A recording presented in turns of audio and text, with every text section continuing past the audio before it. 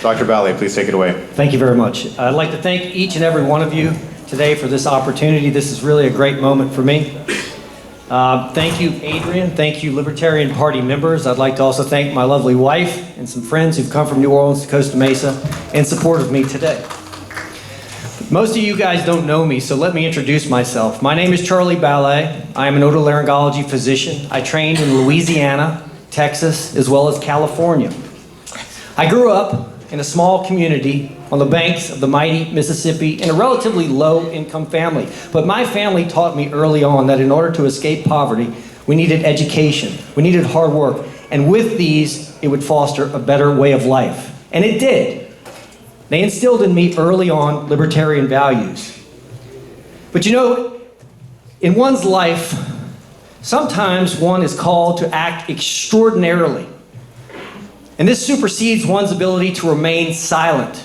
2024 is that year for me, as I've witnessed throughout my career a growing grave depravity in this country of those most vulnerable, and it's been carried out by those in power. The Republican and the Democratic parties, their special interest groups, the career politicians, they need to be brought to light, and their attacks on our liberties need to be dismantled. A new leader and a new party are needed to help guide our country. We need someone willing to protect the American people, and who does not waver in this conviction. The president and the federal government should be held accountable to the people, not the other way around, and our country should not be for sale. Now, I've spent my adult life helping others, and now I wish to do so on a broader scale. I think the American country needs a libertarian president, someone who stands for libertarian values. Now, as a middle-class citizen and as a physician, I think that I have an empathy for the American people. I think I understand what the common person needs to help his or her everyday struggles. But at the same time, I'm rational, and I realize that we need to reach across the aisle and work with others to achieve our goals. And so with these traits and with these tools, I stand before you, called to duty to try to rectify what I see as a growing disparity in the United States of America. And so I stand here humbly before this esteemed audience today and ask for your vote this coming May.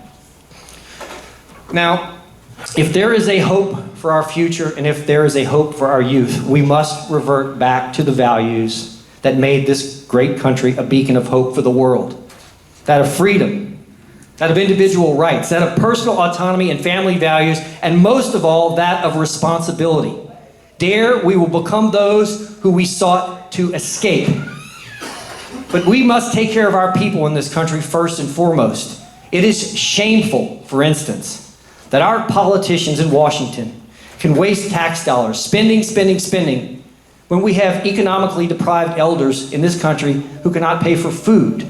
They cannot pay for water, electricity, medicines, or housing fundamentals. But all the while, we have the money to spend money on munitions to send across the world to kill other human beings, and this money could be kept here at home helping our people.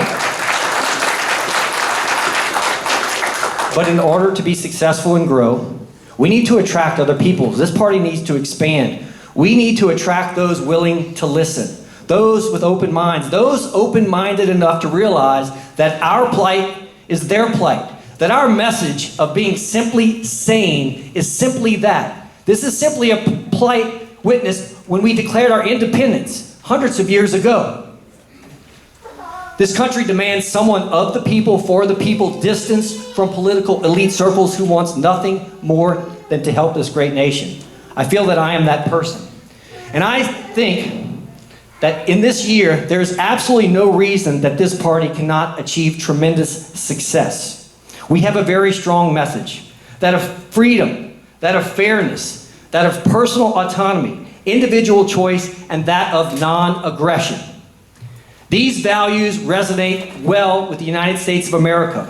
Thank you for this opportunity, and please vote Ballay all the way in 2024. Dr. Charles Ballay, everyone. Thank you so much.